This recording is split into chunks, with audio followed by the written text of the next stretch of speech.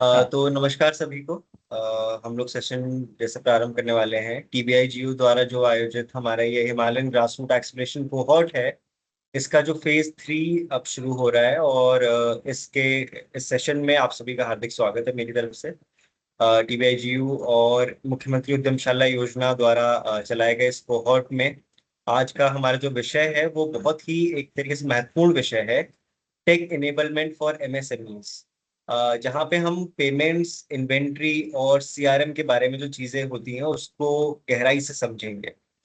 इस विषय पर हमारे मार्गदर्शन के लिए आज हमारे साथ मिस्टर हेतल सोनपाल सर मौजूद हैं। सर के पास आईटी और बिजनेस की दुनिया का 25 से अधिक वर्षों का अनुभव है।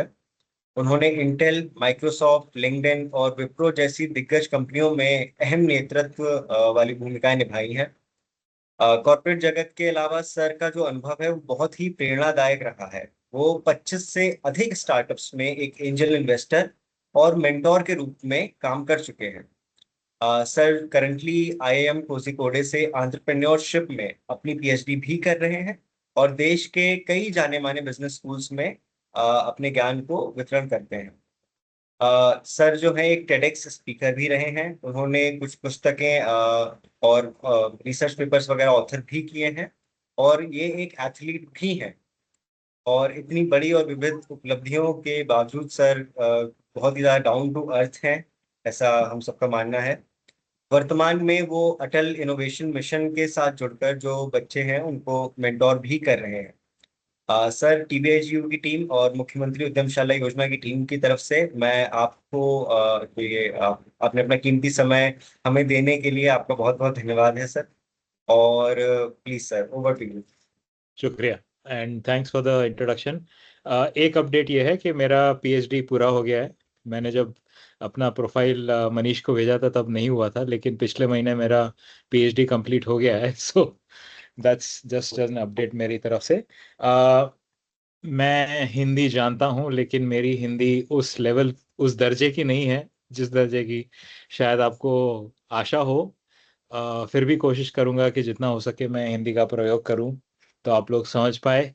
लेकिन मैं मानता हूं कि आज के विश्व में एक भाषा को पकड़ के रखने से अच्छा दूसरी भाषाओं की तरफ जाने का प्रयास करना बहुत ज़रूरी है। तो मैंने कहीं ये गलती करी कि मैंने हिंदी को स्कूल के बाद छोड़ दी।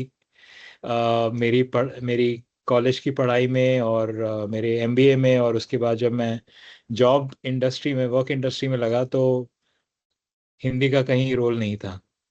मुझे जो कुछ भी करना था अंग्रेजी में करना था। शायद मैंने पिछले 20-25 साल अगर हिंदी से नाता बनाए रखा होता तो आज मुझे थोड़ी अनबन नहीं होती। लेकिन मैं खुश हूँ कि मुझे ऐसा मौका मिला है, क्योंकि आपने जैसे मेरे इंट्रोडक्शन से समझ ही लिया है, मुझे चैलेंजेस में बहुत मज़ा आता है। तो मैं एक तरह से चैलेंज लेने को रेडी हूँ कि आपकी खातिर मैं इस प्रेजेंटेशन में ज़्यादा से ज़्यादा हिंदी का प्रयोग करूँगा। लेकिन आप भी थोड़ा प्रयास जरूर करें और जहाँ तक हो सके मेरी टूटी फूटी हिंदी और उसमें बीच में घुसाए गए अंग्रेजी शब्दों को भी समझने की कोशिश करेंगे। सो आज हम डिस्कस करने वाले हैं टेक एनेबलमेंट फॉर एमएसएमईज। सो आप आप जैसे छोटे स्तर के जो एंटरप्रेन्योर्स होते हैं, जो छोटे लेवल के बिजनेस ओनर्स होते हैं, उनके लिए टेक्नोलॉजी को यूज करने से क्या क्या इम्पैक्ट आ सकता है, क्या क्या प्रोग्रेस प्रगति कर सकते हैं आप, क्या उन्नति कर सकते हैं, उस विषय में हम लोग डिस्कशन करेंगे। एंड क्योंकि सिर्फ प्रेजेंटेशन से मैं ज़्यादा वार्तालाप नहीं कर पाऊंगा, अगले 1 घंटे में मैं करीब पहले 20-25 मिनट अपने प्रेजेंटेशन स्लाइड्स के बारे में बात करूंगा। लेकिन उसके बाद मैं चाहूँगा कि आप सब मेरे साथ पार्टिसिपेट करें इस डिस्कशन में, अपने बारे में बताएं, अपने बिजनेस के बारे में बताएं, और अपने बिजनेस में अगर आपने कहीं पे टेक इनेबलमेंट किया है तो आपका क्या एक्सपीरियंस रहा है, आप उससे क्या सीखे हैं, और क्या आपको अभी भी क्लियर नहीं है वो बातें आप सामने लाएंगे, तो एक बहुत इंटरेस्टिंग और इन्वॉल्व डिस्कशन हो पाएगा।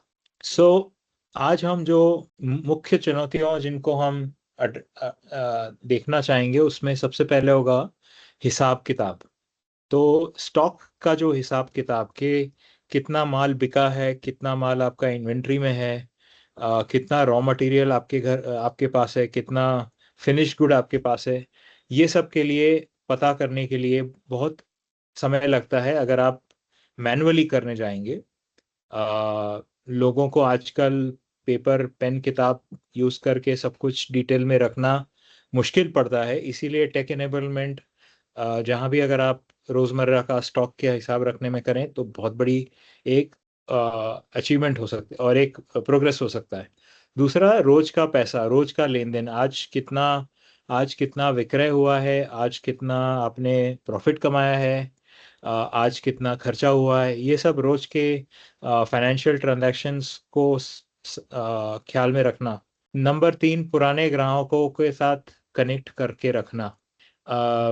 जिस टाइप का आपका बिजनेस हो उस पे आपकी, जो अंग्रेजी हम लोग बोलते हैं रिपीट कस्टमर, मतलब सेम ग्राहक आपके पास आए वही प्रोडक्ट लेने को, वो ग्राहक कितने हफ्ते भर बाद आता है या कितने महीने भर बाद आता है या साल में एक बार आता है, वो फ्रीक्वेंसी भले ही अलग हो, लेकिन अगर आपके पास सेम ग्राहक को सेम प्रोडक्ट लेने के लिए अगर बार बार आना है, तो क्या आपका प्रोडक्ट और प्रोडक्ट की अच्छी क्वालिटी उचित है, या फिर आपको एक मार्केटिंग कैंपेन चलाना पड़ेगा जहां पे आप पुराने कस्टमर्स को रेगुलरली कम्युनिकेशन भेजें और उनको अपने प्रोडक्ट के अपडेट के बारे में बताएं।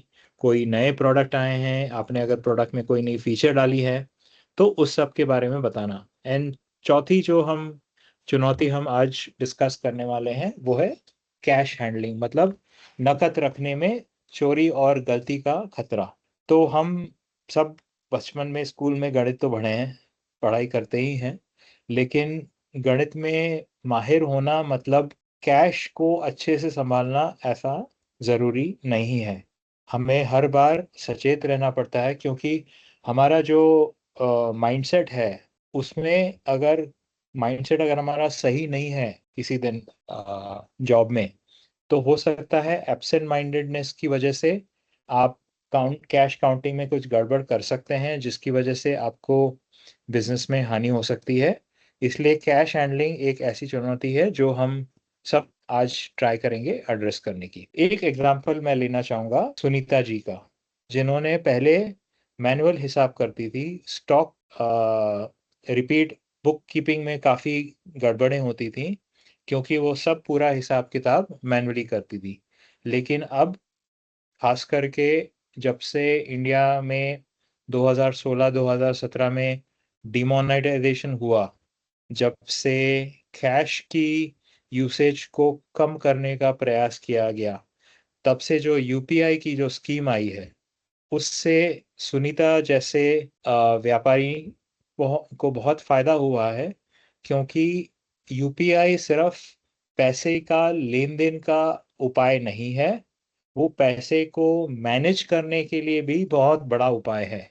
जहाँ पे आपके पास कैश आता था, वो कैश आप गुल्लक में रखते थे, फिर गुल्लक में इकट्ठा हो जाता था, फिर बैंक में जाके जमा करते थे, फिर ज़रूरत पड़ती थी तो बैंक से जाके निकालते थे। वो सब ऑटोमेटिक हो जाएगा जब आप यूपीआई से पेमेंट ले रहे हैं। तो पहला तो आपको कैश गुल्लक में रखने की ज़रूरत नहीं है, वो सीधा आपके बैंक में जा रहा है। और जब आपको यूज़ भी करना है, तो आज की मार्केट में रोज़मर्रा की छोटी से छोटी चीज़ें, जैसे अगर आपको पानी की बॉटल भी खरीदनी है या आपको पान भी खाना है, तो भी आप यूपीआई से पेमेंट कर सकते हैं। तो जहाँ पे आपके एक्सपेंसेस का मेजॉरिटी ऑप्शंस आपको अगर यूपीआई पे मिल जाता है, मतलब कि आप जो खर्चा करना चाहते हैं उसके लिए अगर आप पेमेंट यूपीआई से कर सकते हैं, तो फिर आपकी जो आवक है, आपका जो रेवेन्यू है, वो भी अगर यूपीआई से आना शुरू हो जाए, जिसके लिए सिर्फ आपको एक यूपीआई स्कैनर लगाना है आपके शॉप पे या फैक्ट्री में या सेल्स फ्रंट पे, या फिर आपके कस्टमर जिनको आप प्रोडक्ट बेच रहे हैं उसको सिर्फ आपका स्कैनर भेजना है आपको, वो स्कैनर देखते ही वो लोग पेमेंट कर सकते हैं। आज सुनीता जी का जो स्टेटस है उनका समय बचता है, रिपीट बुकिंग्स बहुत बढ़ गई हैं बिकॉज उनके कस्टमर्स को अब मज़ा आने लगा है उनके साथ काम करने में, क्योंकि यूपीआई के द्वारा पेमेंट का जो उनका ट्रांजैक्शन है वो बहुत जल्दी होने लगा है। दूसरा हम देखें तो यूपीआई एंड क्यूआर कोड में जैसे गूगल पे हो गया, फोन पे हो गया, इनसे आप अपना एक स्टैटिक मतलब फिक्स्ड क्यूआर कोड प्रिंट करके अपने शॉप में या अपने ऑफिस में रखें। व्हाट्सएप पे पेमेंट लिंक भेज सकते हैं आप, रोज ट्रांजैक्शन चेक कर सकते हैं। हर एक यूपीआई ऐप में आपको एक ऑप्शन रहता है बैलेंस और हिस्ट्री का, जिससे कि किसने पैसे दिए हैं, किसको पैसे गए हैं, रेगुलर हिसाब किताब आपको क्लिक ऑफ अ बटन जो बोला जाता है अंग्रेजी में, यू नो आपके हाथ में, आपके स्मार्टफोन पे आपको तुरंत डेटा मिल जाता है। आपको कहीं कोई वेबसाइट पे जाने की ज़रूरत नहीं है, कहीं किसी को फ़ोन करने की ज़रूरत नहीं है, कहीं किसी को पूछने की ज़रूरत नहीं है। इसमें एक मैं आपको सेफ्टी का टिप देना चाहूँगा कि फेक क्यूआर कोड और स्क्रीनशॉट से सावधान रहें। अब आपने देखा है विश्व में कहीं भी कोई तरक्की की चीज़ आती है और अच्छे लोग उस तरक्की की चीज़ को अपनाते हैं, तो उसके साथ-साथ बुरे लोग भी आ जाते हैं, जो कि काफ़ी निराशाजनक डेवलपमेंट है, लेकिन उसका कोई सुझाव नहीं सु उसका हमारे हाथ में कोई कंट्रोल नहीं है। इसलिए आप पेमेंट किसी को करें या पेमेंट किसी को रिसीव करना हो, तो प्लीज़ सावधानी बरतें। हर क्यूआर कोड वैलिड नहीं होता है। क्यूआर कोड के पीछे जो नाम है और आपका जो पेमेंट करने वाला जो बंदा है, उसका नाम एक बार मैच करिए, एक बार पूछिए उनसे कि आपको शायद सही नाम मिला है या नहीं, जिससे कि गलत आदमी को पैसे ना ट्रांसफ़र हो जाएँ आपकी तरफ से। आज ही शुरू करें अपना यूपीआई और क्यूआर बनाना। ये आप व्हाट्सएप पेमेंट के बारे में पता नहीं आप में से कितने लोगों को पता होगा, लेकिन काफ़ी जगह आप व्हाट्सएप पे ही पेमेंट ले सकती हैं। आपको किसी दूसरी ऐप पे जाने की ज़रूरत नहीं है। वहीं पर आप ग्राहक को पेमेंट रिसीव करना और देना दोनों हो सकता है। बिज़नेस क्यूआर कोड जनरेट करें और व्हाट्सएप पर स्टेटस पर शेयर करें। स्टॉक का सही हिसाब, तो अब पहले हमने पेमेंट का ऑप्शन देखा, अब हम स्टॉक के बारे में समझेंगे। जैसे कि आपके पास समझ लीजिए आप अचार का धंधा करते हैं या शहद का धंधा करते हैं, तो कितनी बॉटलें बिकी हैं, कितनी खाली बॉटलें हैं, कितनी बॉटलें नहीं बिकी हैं, ये सब का जो लिखा-चोखा जो है आपको, ये इसके लिए आप जनरली अगर आप एक्सेल शीट यूज़ करते हैं या कोई नॉन टेक्नोलॉजी टूल यूज़ करते हैं, तो उसकी जगह अब आप डिफरेंट ऐप्स जैसे टैली हुआ, उसको यूज़ करके भी आप काफ़ी हद तक अपना रोज का जो हिसाब-किताब है, उसको सही तरीके से सँभाल के रख सकते हैं। इसमें आप डेटा सेव कर सकते हैं, अपडेट कर सकते हैं। आपके घर के कोई दूसरे सदस्य जो अंग्रेज़ी ठीक-ठाक समझ सकते हों, आप उनको भी वो असाइनमेंट दे सकते हैं। वो भी ये स्टॉक का हिसाब करके आपकी धंधे में आपकी मदद कर सकते हैं। वो कई बार क्या होता है अगर हम हिसाब-किताब मैनुअल रखते हैं तो हमारी राइटिंग शायद हमको भी नहीं समझ में आए, दूसरों को समझना तो और भी मुश्किल हो जाता है। तो ऐसे सिचुएशन में अगर आपने स्टॉक हिसाब-किताब के लिए अगर किसी टूल का यूज़ किया है, किसी टेक्नोलॉजी टूल का यूज़ किया है, तो उससे आप और लोगों के साथ वो हिसाब-किताब शेयर भी कर सकते हैं। वो उनसे आप मदद भी ले सकते हैं मैनेज करने के बारे में। तो इसमें बेसिक लिटरेसी चाहिए, आपको कोई अंग्रेज़ी का बहुत ज़्यादा ज्ञान नहीं चाहिए। काफ़ी टूल्स में यूआई जो है, जो यूज़र इंटरफ़ेस है, वो आपको हिंदी में भी मिल सकता है, जिससे कि आप अपनी भाषा में समझिए। इस एंड एक जो चीज़ आज के ज़माने में जो मैं देखते आ रहा हूँ, language is not a barrier to adopt technology. मतलब टेक्नोलॉजी को यूज़ करने के लिए आपको अंग्रेज़ी आना चाहिए, ये ज़रूरी नहीं है। अगर आती हो तो अच्छी बात है, क्योंकि फिर जो टूल्स आपके पास मिलते हैं वो उसकी तादाद बढ़ जाती है और ज़्यादा टूल होने से आपको चॉइस ज़्यादा मिलती है और ज़्यादा से ज़्यादा अच्छे प्रोडक्ट आप यूज़ कर सकते हैं और ज़्यादा से ज़्यादा अच्छी फीचर आप यूज़ कर सकते हैं। लेकिन शुरुआत में ऐसी कोई रिक्वायरमेंट नहीं है। बेसिक टूल्स अब आपको सब हिंदी में भी यूआई मिल सकते हैं, जिससे कि आप बिना अंग्रेजी को अडॉप्ट किए काफ़ी कुछ अपना बेसिक जो ट्रांजैक्शन है वो उस टूल पे कर सकते हैं। सो 10 मिनट में आप ये सब काम कर सकते हैं।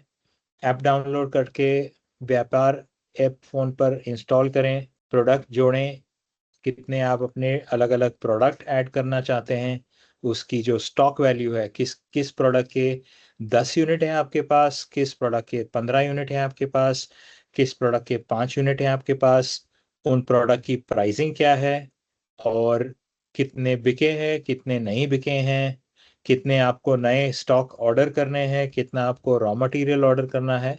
ये सब बिल्कुल फुर्ती से आप हर बिक्री को दर्ज करके अपने स्टॉक में अपडेट कर सकते हैं। तो इसमें 2 चीज़ें साथ-साथ हो रही हैं। एक तो आपका स्टॉक डेटा अपडेट हो रहा है, उसके साथ-साथ आपका सेल्स डेटा अपडेट हो रहा है। तो साल के एंड में जब आपको टैक्स अगर जमा करना है, आपको एनुअल रिटर्न्स फाइल करने हैं, उसके लिए भी पूरा प्रोसेस ऑटोमेटिक हो गया, क्योंकि आपने हफ्ते दर हफ्ते, महीने दर महीने जब पूरी बिक्री डिजिटल टूल पे करी, तो जब साल का एंड हुआ तो पूरे साल में आपने कितना पैसा कमाया, कितने प्रोडक्ट बिके, कितना ऑर्डर किया, वो सब इन्वेंट्री से लेके, सेल से लेके रेवेन्यू तक सब डेटा आपके पास ऐप के द्वारा, टेक्नोलॉजी के द्वारा आपके पास इमीडिएटली आ सकता है। ग्राहकों को याद रखना आसान। सो अब हम तीसरे विषय पे जा रहे हैं। तो पहला विषय जो हमने डिस्कस किया वो फाइनेंशियल ट्रांजैक्शन का डिस्कस किया कि कैसे हम डिजिटल टेक्नोलॉजी के माध्यम से सेल्स का जो प्रोसेस है उसको हम ज़्यादा बेटर कर सकते हैं। दूसरा जो हमने डिस्कस किया स्टॉक मैनेजमेंट का। अब मैं तीसरे विषय पे जाने से पहले एक छोटा-सा ब्रेक लूँगा। मैं चाहूँगा आप लोग ने अब तक जो समझा है, इसमें कितना आपको नई इन्फॉर्मेशन आई है, आप लोगों में से कौन लोग ऑलरेडी ये सब डिफरेंट टूल्स ऑलरेडी यूज़ कर रहे हैं, आपका क्या एक्सपीरियंस रहा है? मुझे 1 मिनट या 2 मिनट में प्लीज़ अनम्यूट करके बताइए आपका नाम, आपका बिज़नेस का नाम, आप कहाँ पे रहते हैं, कहाँ बिज़नेस करते हैं, किस प्रोडक्ट में हैं आप और आपका टेक्नोलॉजी का एक्सपीरियंस क्या रहा है? आप चाहें तो you can raise your hand and one by one we can ask the questions, या फिर आप सीधे अनम्यूट करके भी बोल सकते हैं। हम अर्जुन भाई बोलिए। हाँ, नमस्कार सर। नमस्कार भाई, कैसे हो? बढ़िया सर, मैं नैनीताल मुक्तेश्वर से हूँ। नाम अर्जुन सिंह बिस्टे है और हमारी कंपनी का नाम है बारबीट हैंडक्राफ्ट। हम अच्छा। हैंडक्राफ्ट आइटम बनाते हैं, जैसे चिड़ियों के घोंसले, बर्ड हाउस, बर्ड फीडर और पहाड़ी घर संबंधित ये आइटम्स बनाते हैं। हुँ। पिछले 8 से 9 साल से मैं ये काम को कंटिन्यू कर रहा था, तो बीच में सोशल मीडिया का सपोर्ट मिलते हुए देखा तो हमें मार्केटिंग जो है वो ज्यादा डिमांड बढ़ने लग गई। और बहुत डिमांड बढ़िया। बढ़ी, मैन पावर को हैंडल करा, मैन पावर को एडजस्ट करना शुरू करा, तो स्टार्ट स्टार्ट में हमारे पास कोई लेखा जोखा नहीं रहता था जो आप बता रहे हैं अभी तक। हाँ, हाँ। इस इससे हमें पता नहीं चल पाता था कि इतना हम कितना काम कर रहे हैं, क्या हमारी मतलब अर्निंग निकल पा रही है, ये है। हुँ। तो अब हमने इस तरीके से डिजिटल तो नहीं, मगर हमने जैसे अभी हम 5-6 लड़के काम कर रहे हैं, तो हमने डिस्पैच को कॉपी पे ही हम भी एंट्री कर रहे हैं हर चीज की, जो वहां सेल हो रहा है, जो यहाँ से डिस्पैच हो रहा है, जितने हुँ, हुँ। लड़का काम, क्या काम हो रहा है, उस तरीके से कॉपी बनाई हुई है हमने अपनी अच्छा। हाँ, डिजिटल। हाँ। चलिए हम अभी अच्छा, ये बराबर है। और तो अ, डिजिटल पे जाने के लिए आपको क्या चाहिए? सर आपका अनुभव चाहिए। नहीं मतलब आपके पास कंप्यूटर है, लैपटॉप है, डेस्कटॉप है, कि आप फ़ोन पे ही करते हैं सब कुछ? फोन पे ही हो रहा है सर। अभी हम कोशिश अच्छा। करेंगे कि आगे वो लैपटॉप पे जाए। अगर हमारा ऑर्डर आगे को बढ़ते रहेंगे तो फिर हमें एक पूरी टीम वर्क बनाई है, जिसमें हमारे जो कंप्यूटर वाले हैं उनको भी हमने जोड़ा हुआ है। जैसे अभी हमें उतना तो ज्ञान नहीं है, मगर जो आने वाली जनरेशन है इंटर करने के बाद, जैसे भतीजे हैं हमारे, मतलब परिवार के जो भी सदस्य हैं, उन लोगों को हमने जोड़ना शुरू कर दिया है इस चीज बराबर में। है। तो आपने उनसे हम थोड़ा व्हाट्सएप यूज़ किया है सेल्स के लिए? बिजनेस कर रहे हैं सर। हाँ, व्हाट्सएप बिज़नेस यूज़ किया है? हाँ व्हाट्सअप बिजनेस शुरू किया सर, करा हुआ है। हाँ। अच्छा। मीशो ट्राई करा है आपने? मीशो भी एक अच्छा टूल है, जो व्हाट्सएप जैसे सेल्स के लिए काफ़ी इनेबलमेंट कर सकता है। एंड पेमेंट आप यूपीआई गेटवे से ले रहे हैं सबसे? स्कैनर है, आप स्कैनर यूज़ कर रहे हैं हाँ, यूपीआई का? स्कैनर तो यूज कर रहे हैं सर, हाँ, क्योंकि अच्छा, जो बढ़िया, हमारे हो रहे हैं तो ऑनलाइन ही होने हैं, पेमेंट तो ऑनलाइन ही होनी है। जैसे इंस्टाग्राम पर बराबर अभी है, हमारा महीने में कभी 1 या 2 ऑर्डर हमारे इंस्टाग्राम से भी बनने लग गए हैं धीरे धीरे। बहुत तो बढ़िया। मैं सोशल मीडिया का आभारी हूँ कि सोशल मीडिया की वजह से ही आज मैं पूरे ऑल इंडिया में अपना जो है प्रोजेक्ट बेच पाया सर। बहुत बढ़िया। आप यहाँ पे लिंक पे अपना इंस्टाग्राम का हैंडल शेयर करिए। मैं ट्राई करूँगा आपके इंस्टाग्राम को फॉलो करके, और हो सका तो आपके प्रोडक्ट खरीदूंगा भी, बिल्कुल। जी थैंक यू सर। हाँ, और कोई सदस्य बताना चाहेंगे अपने एक्सपीरियंस के बारे में? छोटे से छोटा इंट्रोडक्शन भी अच्छा रहेगा, उस तरह से कुछ वार्तालाप आगे बढ़ेगा। आप कहाँ से हैं, क्या धंधा कर रहे हैं, इतना जानना भी बहुत है मेरे लिए। नमस्ते सर। हाँ भैया, बोलिए संजय भाई। सर मेरा सब्जी उत्पादन का है सर, सब्जी और फ्रूट उत्पादन का ना। हाँ हाँ। तो मैं उसमें जो ये एक बार पहले किया था तो व्यापार ऐप करके है वो वाला किया था, तो उसी में पूरा रखता हूँ लेकर, जो किसका अच्छा। लेना है किसका देना है। हाँ हाँ। तो उसके उसमें फायदा ये रहता है कि कभी जैसे इधर उधर जा रहे हैं, अपने पास हार्ड कॉपी नहीं है तो फोन में देख लिया, हाँ भाई इसका इतना देना है, या फिर हाँ किसी से लेना है तो कभी भी फोन तो जेब में ही है ना, हाँ। तो हाँ, फोन में बराबर है। देख लिया, हाँ भाई कितना लेना है, तो पूरा उसका फायदा है सर, फायदा अच्छा है। अच्छा, बढ़िया बढ़िया। सब्जी में तो ये है ना कि बहुत जल्दी भी आपका स्टॉक खत्म हो जाता होगा, तो अपडेट करने के लिए भी बहुत फायदा होगा अगर आप डिजिटली अगर स्टॉक को मेंटेन जी करते हैं। और जी सर। बढ़ोतरी के लिए भी अगर आप, एक और ऑप्शन जो मैंने आज के डिस्कशन में नहीं रखा है, वो है सर्वे। सर्वे या मार्केट रिसर्च जो हम बोलते हैं, अगर आप किसी तरह से एक छोटा सा सर्वे करना चाहें तो उसके लिए भी डिजिटल टूल का यूसेज काफ़ी होता है। जैसे हम व्हाट्सएप में पोल करते हैं, आई डोंट नो आप लोगों ने व्हाट्सएप में कभी पोल यूज़ किया है कि नहीं किया है। अगर आपके कस्टमर्स का एक अगर ग्रुप है, उस ग्रुप पे अगर आपको कस्टमर्स या आपके फ्रेंड्स वगैरह कुछ ऑर्डर करते हैं, तो उसके लिए आप प्रोएक्टिवली पहले से ही अगर आप उनको पूछ लें कि किस फ्रूट की ज़रूरत है या किस वेजिटेबल की ज़रूरत है, या क्या क्वांटिटी ज़्यादा चाहिए आपको, ऐसे छोटे छोटे सवालों का अगर आपके पास इंफॉर्मेशन आ जाती है, तो वो भी एक बहुत इंटरेस्टिंग टूल हो सकता है टेक्नोलॉजी की तरह से, जिससे कि आप अपने बिजनेस को ज़्यादा इम्प्रूव कर सकते हैं।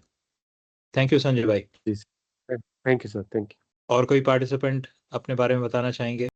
Hello, good evening sir. My name is Aarti और मेरा हैंडमेड पेपर आर्ट का बिज़नेस है।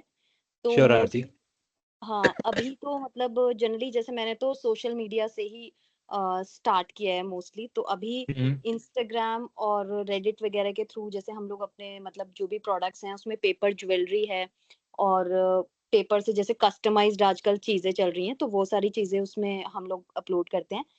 तो हम्म अभी मतलब जैसे गूगल शीट्स वगैरह का मैंने थोड़ा बहुत यूज़ करना स्टार्ट किया है, बट अभी जैसे आई थिंक आपने व्यापार एक ऐप बताया, हम्म। तो अगर आप उसके बारे में मतलब और थोड़ी डिटेल दे पाएँ तो? Sure, sure. Yeah, I'll try and send you. It's more of a generic app. इसमें मैंने जो व्यापार ऐप टर्म यूज़ करी है वो एक स्पेसिफिक ऐप की नाम नहीं है, लेकिन अगर ओके, आप चाहें तो मैं स्वर्ण के थ्रू ऑफलाइन आपको इन्फॉर्मेशन भेज दूंगा। स्वर्ण आप सबके साथ शेयर कर देंगे जो स्पेसिफिक टूल्स जो आप यूज़ कर सकते हैं, लेकिन शुरुआत में गूगल शीट इज़ गुड।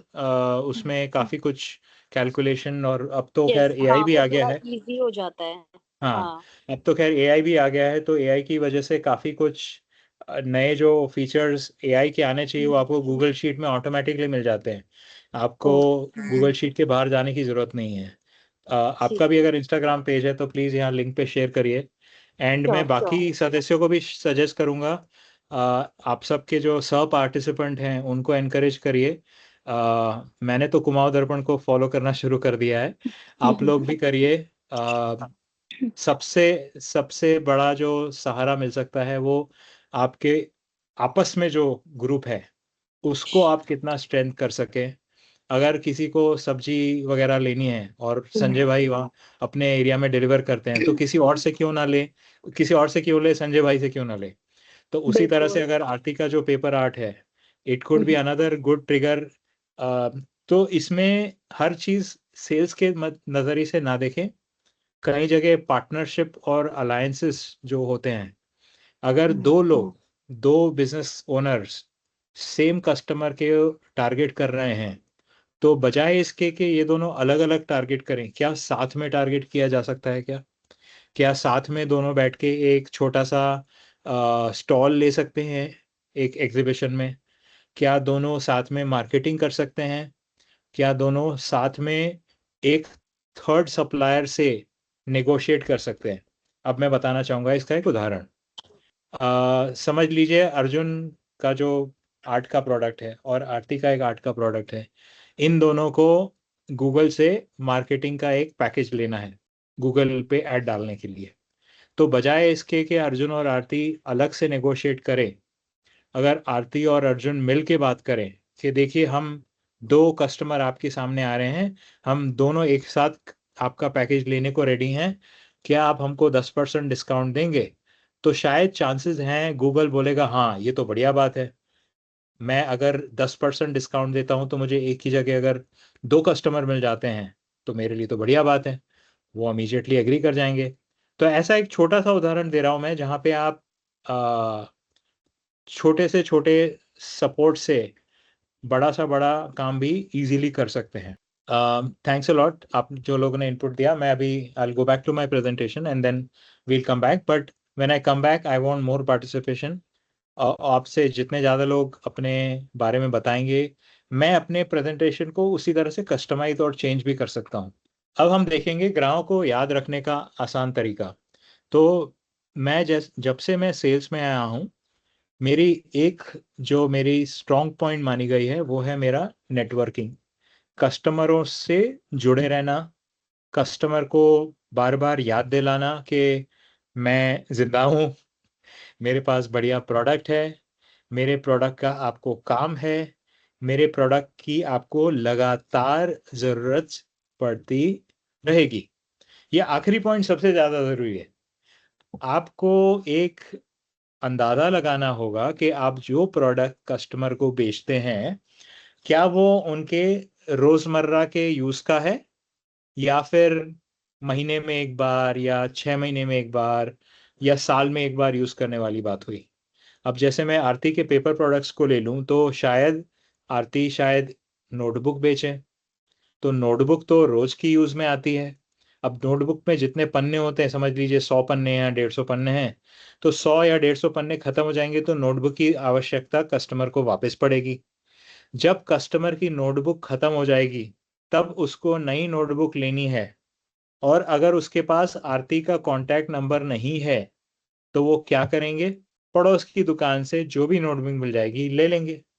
लेकिन अगर आज आरती ने कस्टमर को एक नोटबुक बेची और उसके हफ्ते या 10 दिन बाद उस आरती ने उस कस्टमर को एक छोटा सा व्हाट्सएप मैसेज भेजा, हमारे पास एक नई टाइप की रंगीन कवर वाली नोटबुक आई है, या आपने जो नोटबुक ली थी उसमें लाइनें नहीं थी, प्लेन थी, अब हमने लाइनों वाली नोटबुक जारी करी है, अगर आपको लाइनों वाली नोटबुक में इंटरेस्ट होगा तो प्लीज हमको कांटेक्ट करिएगा। इससे क्या हो गया? कस्टमर को अच्छा लगा कि आरती ने कस्टमर की जरूरत को समझने की एक पहल करी है, एक कोशिश करी है। अब हर कस्टमर की रिक्वायरमेंट शायद इतनी फ्रीक्वेंट नहीं होगी, तो कस्टमर के फॉलोअप में या रेगुलरली कस्टमर को फॉलोअप में एक प्रॉब्लम ये हो सकती है कि अगर आपने बहुत ज़्यादा रेगुलरली पुश किया कस्टमर को तो शायद कस्टमर खपा या नाराज़ भी हो सकता है। तो किस टाइप ऑफ फ्रीक्वेंसी पे आप कस्टमर को रीच आउट करते हैं? हर एक बार जब आप कस्टमर को रीच आउट करते हैं तो आप उनको वही मैसेज भेज रहे हैं या कुछ नया अपडेटेड मैसेज भेज रहे हैं या फिर कोई नए प्रोडक्ट के बारे में बात कर रहे हैं? ये सब आपको बहुत ध्यान रखने की ज़रूरत है।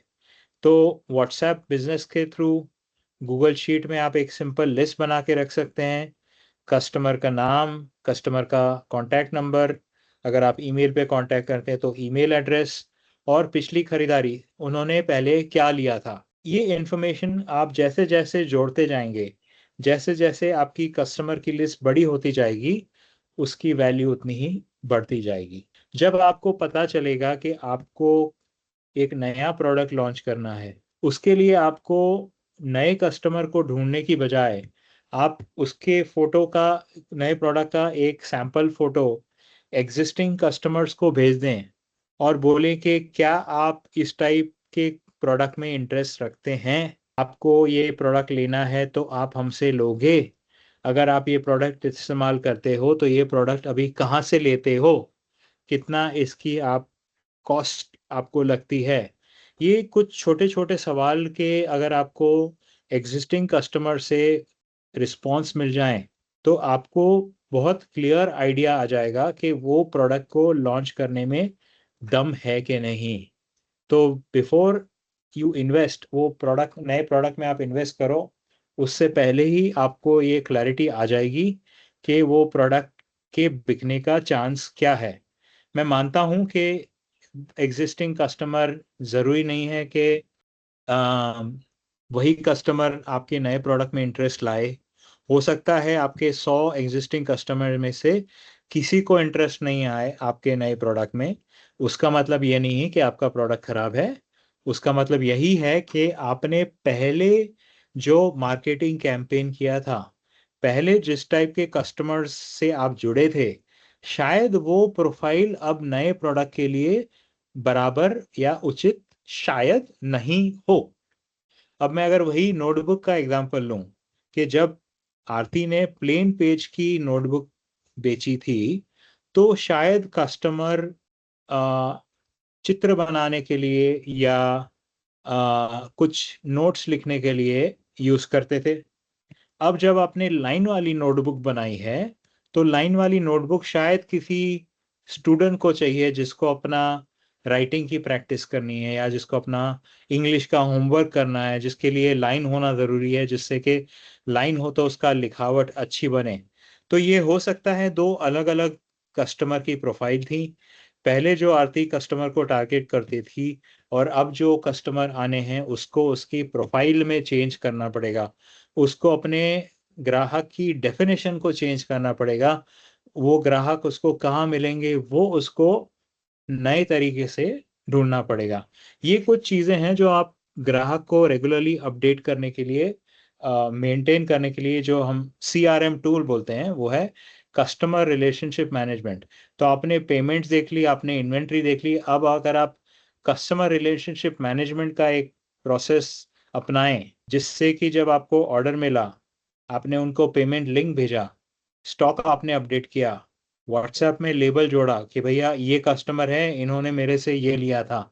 ये सब इंफॉर्मेशन जब आप इकट्ठी करके अपने CRM में रखते हैं कि कौन मुझसे कौन सा प्रोडक्ट लेता है, महीने में एक बार लेता है, हफ्ते में एक बार लेता है, कितनी क्वांटिटी लेता है, कितने का मेरे को उसने सेल कराया, ये सब छोटी छोटी बातें जब आप अक्यूमुलेट करेंगे, जब एडअप करेंगे, तो आपको थोड़ा एक ट्रेंड समझ में आने लगेगा कि आपको धंधा बढ़ाने के लिए किस टाइप के कस्टमर को ज़्यादा टारगेट करना चाहिए। आज से हमको ये 3 चीज़ें करनी पड़ेंगी।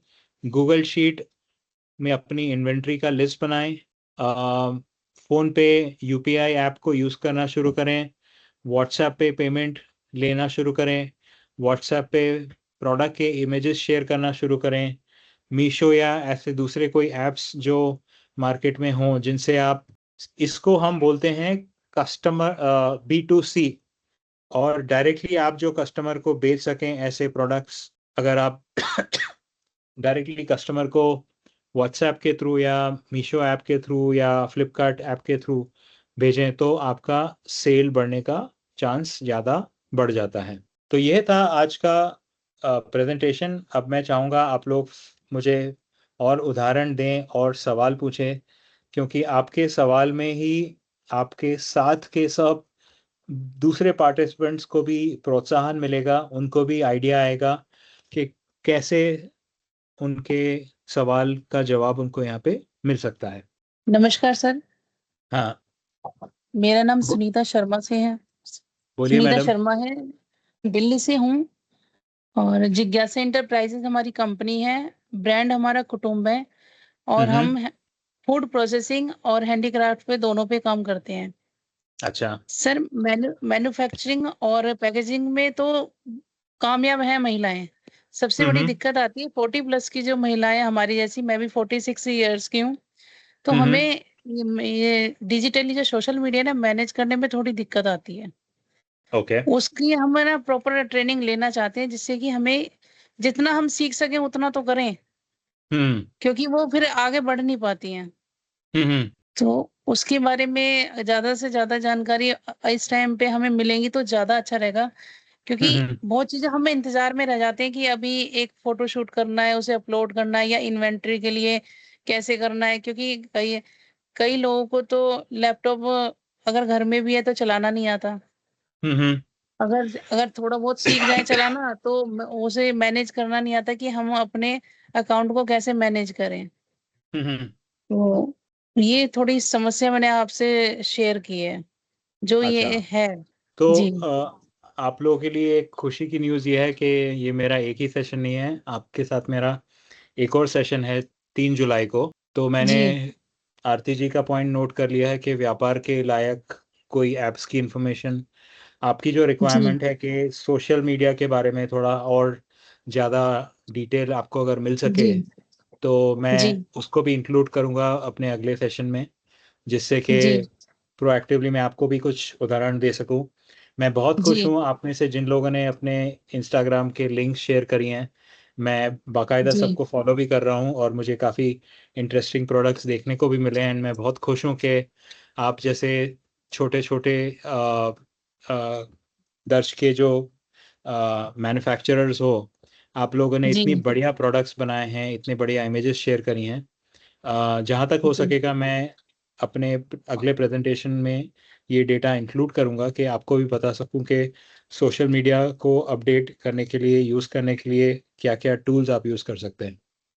जी हाँ। सर एक अभी एक आपकी अभी हाँ। क्वेश्चन और है मेरा। हाँ एक जी, हाँ क्वेश्चन जी। और है कि क्या फोन से हम अपना अकाउंट मैनेज कर सकते हैं? अ, आप जब अकाउंट मैनेज करना चाहती हैं तो कौन से अकाउंट की बात कर रही हैं? आपके बैंक अकाउंट की बात कर रही हैं नहीं नहीं या नहीं सिर्फ? सर, हाँ हाँ बिजनेस बिजनेस अकाउंट, हाँ हाँ, बिजनेस बिल्कुल अकाउंट। बिल्कुल बिल्कुल। आप जी हाँ, तो देखिए, एक तो आप जब यूपीआई पे ट्रांजैक्शंस कर रहे हैं तो यूपीआई पे जो आपकी बैलेंस और हिस्ट्री आराम से पता चल सकती है। आप हर दिन के एंड में आपको कितना सेल हुआ है, कितने ट्रांजैक्शन हुए हैं, सबकी इंफॉर्मेशन आ सकती है। और अब तो एआई के थ्रू काफ़ी हद तक आप डेटा को यूज़ करके एक्सेल शीट में भी डाल सकते हैं, तो डेफिनेटली फ़ोन पे आप कर सकते हैं। इसके लिए लैपटॉप और डेस्कटॉप का होना ज़रूरी नहीं है। जी जैसे हमारा ओएनडीसी में रजिस्टर्ड है अकाउंट, अच्छा। तो ओके। उसमें इन्वेंट्री कैसे करनी है, शेड्यूल कैसे करना है, तो ओके। उसके बारे में हमें थोड़ा सा ट्रेनिंग मिल जाए। ठीक है। अगर हम फोन से अगर उसको कर सकते हैं मैनेज, तो काफी हाँ। हमारी जो साथ की महिलाएं हैं, उन्हें काफी फायदा होगा इस चीज का, ठीक है। ठीक क्योंकि है। हम महिलाओं के साथ ही काम करते हैं। अच्छा। बराबर है। सबके अलग आप अलग बिजनेस हैं, तो वो हम्म। उन्हें दिक्कतें हैं इस चीज की। अच्छा। आपका रफली कितना अभी सेल हो रहा है और कहाँ से हो रहा है सेल, और कहाँ पे हैं कस्टमर? सब ऑनलाइन हैं कि आप पास पड़ोस में बेच रहे हैं? कैसे कर रहे हैं सर आप सुनीता जी? हमारा जैसे अचार है, अब जैसे आम का सीजन चल रहा है, हम्म। ऑफलाइन हमारा जा रहा है। सर्कल अच्छा। है जैसे, हम्म हमें 4 साल हो गए काम करते हुए, तो ये है हम्म। कि थोड़ा थोड़ा जान पहचान ऐसे बन गई है, तो हमारा ऑफलाइन जाता है। अच्छा। और हमारा इस पे ओएनडीसी पे भी जाते हैं प्रोडक्ट हमारे, हम्म। माई स्टोर पे जाते हैं। और अच्छा। एग्जीबिशन वगैरह जो होते हैं उसमें भी हम पार्टिसिपेट करते हैं। अच्छा। जी और एक एग्जीबिशन में कितने ऑर्डर मिल जाते होंगे आपको? और सर एग्जीबिशन तो अगर मैं अपना अगर सोच रखूं, तो हम्म। एग्जीबिशन एक प्रमोशन का जरिया है, हमारे प्रोडक्ट लोगों तक पहुंच रहे हैं। बराबर है। हाँ। उसमें हम सेल का नहीं सोच सकते कि बहुत ज्यादा हमारी सेल होगी, लेकिन लोगों तक हमारी रीच बढ़ रही है। हमारा बढ़िया है। जो प्रोडक्ट है लोगों के सामने आ रहा है कि हाँ, ये एक ब्रांड है और ये ऐसे महिलाएं काम कर रही हैं। बराबर है। तो उसमें तो रिपीट ऑर्डर मुश्किल से 2 या 3 या 4 ही होते हैं, जो कंटिन्यू अच्छा। हमारे चल भी रहे हैं उनसे। हम्म। लेकिन ये है कि जैसे हम ऑफलाइन में क्या करते हैं, जैसे हम स्कूल में देते हैं, जैसे एक हम्म टीचर ने लिया, फिर उस उन्होंने उनमें से और टीचरों ने वो टेस्ट करा, तो वहां से हम्म उन्होंने हमारे ऑर्डर आ गए। हम्म ऑफलाइन में ये ज्यादा अच्छी पकड़ है। बराबर है। जी तो ये आपने एक बहुत अच्छी बात कही। मैं इस पे दो बातें और बोलना चाहूँगा। ज़रूरी नहीं है कि मार्केटिंग का स्थल और सेल का स्थल सेम हो। जी ज़रूरी नहीं है कि हर एक एफर्ट में सेल होना एक सक्सेस क्राइटेरिया हो। तो जैसे कि मैं आप लोगों को पढ़ा रहा हूँ, तो ज़रूरी नहीं है कि आपको पढ़ाने से आपका फ़ायदा हो आज, ये ज़रूरी नहीं है। ज़रूरी नहीं है जी कि इस क्लास के अंदर ही आपको सब ज्ञान मिल जाएगा। कई बार क्या होता है, आपको एक आइडिया आता है, उससे एक बड़ा आइडिया बनता है।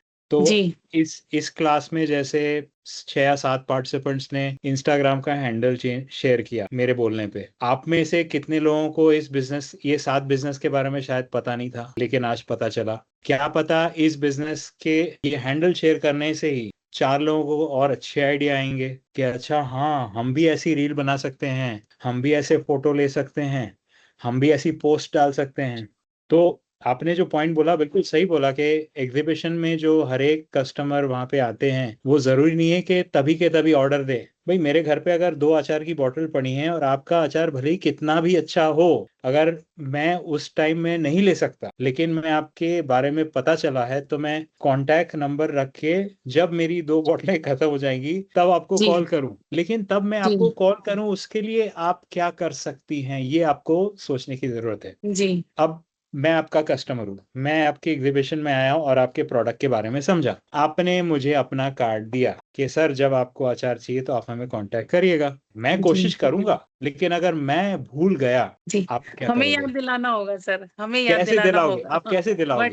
व्हाट्सएप आपने पे मेरी मैसेज करके इंफॉर्मेशन, कोई हाँ, तो आपने डायरी मेरी में उनका इंफॉर्मेशन, नंबर नोट करके, डायरी हाँ में नंबर नोट करेंगे, और जब भी हाँ, कोई त्योहार आता है या कुछ आता है उस पे हम ऑफर लगा के उनको मैसेज बराबर है, करेंगे व्हाट्सएप पे। एग्जैक्टली तो इसके लिए आपको मेरी इंफॉर्मेशन लेना जरूरी। जी बिल्कुल। अब हाँ, तो इसमें क्या होता है, हर एक के व्हाट्सएप का एक क्यूआर कोड होता है। तो आप जी किसी को अगर मिलते हो, उसके फोन पे व्हाट्सएप है, उनका व्हाट्सएप या तो आप नंबर ले लीजिए सीधा सीधा, लेकिन नंबर जी लेने में कई बार गड़बड़ें होती हैं, टाइम लगता है। अच्छा ये नंबर, अच्छा फिर से बोलिए, ये होता है। तो एक सिंपल तरीका है, हर एक के व्हाट्सएप पे क्यूआर कोड होता है। आप वो क्यूआर कोड को स्कैन करेंगे तो ऑटोमेटिकली वो व्हाट्सएप से आप कनेक्ट हो सकते हैं उनसे। तो ये एक बहुत सिंपल तरीका है, ये भी ट्राई कर सकते हैं उनसे जी इंफॉर्मेशन लेने का, है ना। या फिर जी कई बार ये एग्जीबिशन में जब लोग आते हैं तो उनको एक बैज मिलता है या उनको एक टैग मिलता है। वो टैग का फोटो ले लीजिए आप। ऐसे कुछ छोटे छोटे नुस्खे आप पहले से प्लान करें, तो कहीं भी अगर आप एग्जीबिशन में पार्टिसिपेट करते हैं, खास करके जहाँ पे आपने पैसे दिए हैं, बहुत जरूरी है, सबसे पहले पूछिए जी क्या कस्टमर की इंफॉर्मेशन मुझे मिलेगी कि नहीं। तो जी दोनों टाइप के एग्जीबिशन होते हैं। कई जगह पे बोलते हैं भैया हम तो कस्टमर का डेटा तो नहीं देंगे, वो तो कॉन्फिडेंशियल हो गया। कई जगह होता है कि कस्टमर का डेटा हम पैसे दोगे ज्यादा तो देंगे। तो इसमें आप एक ट्रिक, मैं आपको नुस्खा दूंगा। पहले से जी आप कस्टमर का डेटा मत लीजिए। आप पूरा एग्जीबिशन को एक्सपीरियंस करिए और फिर ऑब्जर्व करिए कि कितने आपके टारगेट कस्टमर उस एग्जीबिशन में आए, कितनों को आपका प्रोडक्ट अच्छा लगा, कितनों ने आपके प्रोडक्ट को लेने में दिलचस्पी दिखाई, और कितनों का डेटा आप ले नहीं पाए। ये लास्ट एलिमेंट सबसे ज्यादा जरूरी है। अब जी समझ लीजिए कि एग्जीबिशन पूरा सुबह से शाम 2 दिन लगा। समझ लीजिए एग्जीबिशन में 1000 लोग आए, उसमें से जी 200 लोग आपके स्टॉल पे आए, तो मतलब 800 का डेटा तो आपको पता ही नहीं है, आपको हवा ही नहीं लगी वो 800 का, क्योंकि आप एक जी कस्टमर के साथ बिजी थे तो दूसरों को मैनेज नहीं कर पाए। अब उन 200 में से समझ लीजिए 100 लोगों ने आपके प्रोडक्ट में इंटरेस्ट दिखाया, 50 लोगों ने आपको नंबर दिया, 50 का नंबर आप ले नहीं पाए। अब वो 50 का नंबर लेने के लिए क्या आपको पूरे 1000 लोगों का डेटाबेस लेना चाहिए या नहीं लेना चाहिए, वो एक धंधे का विषय बन जाता है। आप 1000 कस्टमर का डेटा लेने के लिए समझ लीजिए 5 रुपये पर लीड मान लीजिए, तो 5000 रुपये आपको एग्जीबिशन वाला मांगेगा। वो 5000 रुपये आप दे रहे हो बेसिकली वो 50 कॉन्टैक्ट के लिए, बिकॉज अंग्रेजी में बोलते हैं memory recollect.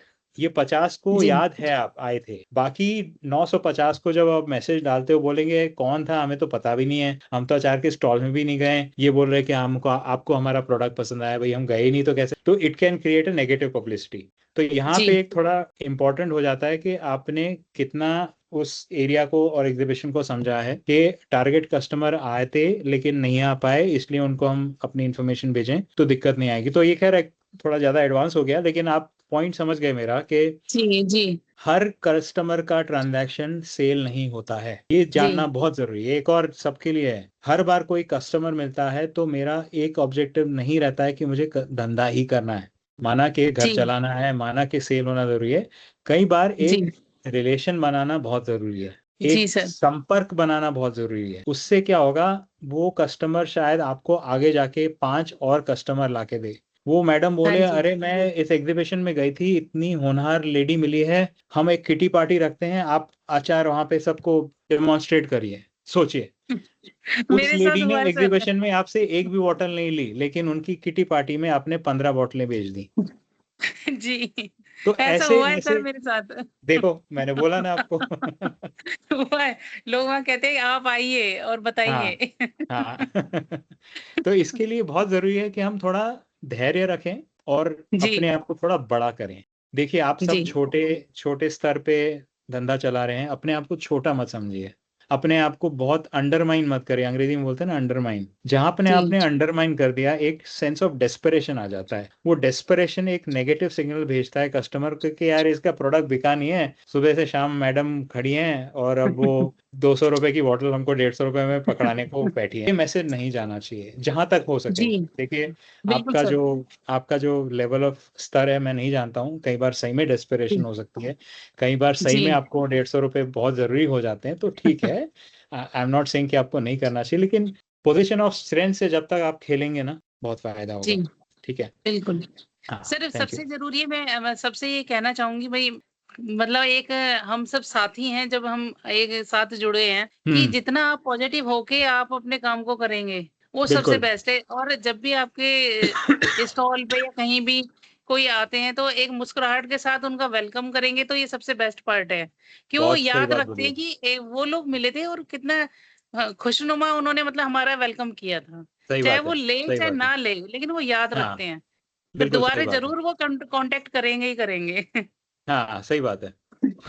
Ji thank you thank you Sunita sir. जी। अर्जुन जी, आप कुछ और बोलना चाहते हैं कि पुराना आपका हाथ ऊपर है अभी भी?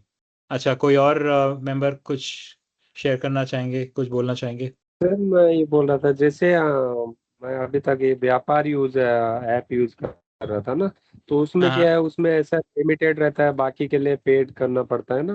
तो हम्म। कोई फ्री मतलब जिसमें अनलिमिटेड हो और फ्री ऐसा कोई ऐप हो तो प्लीज बताइए जरूर सर। ठीक है, ठीक है, मैं ध्यान में रख लेता हूँ। अब मुझे थोड़ा समझ में आ गया है कि आपको किस टाइप की इन्फॉर्मेशन चाहिए। मैं हो सके तो ट्राई करके आपको शेयर कराऊंगा। थैंक यू सर, थैंक हाँ हाँ, ठीक है। तो आप लोगों से आज जो मुझे फीडबैक मिला, मैं ट्राई करूंगा ये कुछ व्यापार के टूल्स और सोशल मीडिया के लिए जो यूसेज के बारे में है, ये मैं इन्फॉर्मेशन अपने अगले प्रेजेंटेशन में बिल्कुल ट्राई करूंगा इंक्लूड करने की। एंड 3 जुलाई को हम लोग फिर मिलेंगे। Thank you very much.